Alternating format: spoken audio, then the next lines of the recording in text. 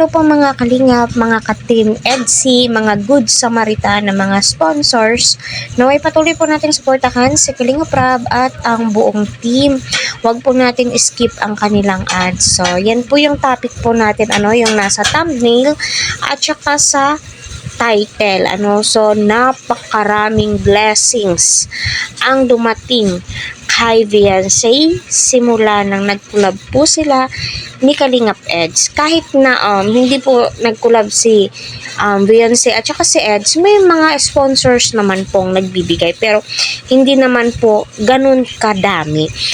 So napaka-bless nga po ni Beyonce kasi andyan yung sponsor niya na si Sir Lito at ang mga kagrupo nito nag-ambag-ambag po sila para makumpleto ang kanyang papustiso. Gayun pa man ay may panibagong good news para sa Team EDC.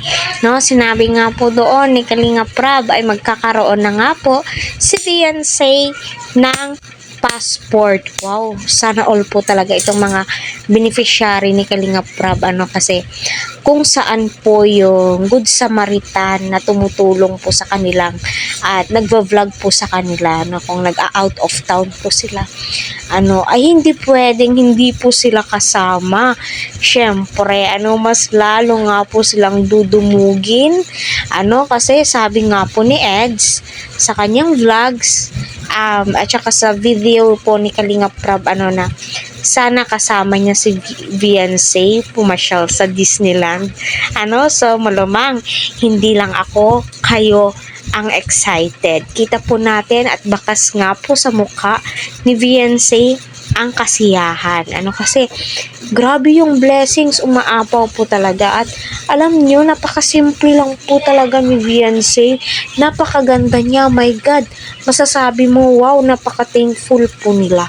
Napaka-thankful po ni Beyonce kasi andyan si Kalingap Eds nakasuporta sa kanya, gumagabay nga po sa kanya, which is yun naman po talaga yung gusto po nating mangyari. At saka sa mga nagsasabing ligawan po ni Edo itong si Beyonce, ang hirap pong magsalita ng mga ganyang bagay kasi nga alam nyo, collaboration, ang iba dyan mga scripted pero hoping and praying kung siya talaga ipagkakaloob ng Panginoon, why not, di ba? So ayun, napakaswerte talaga ni Beyonce sa Team Kalingap.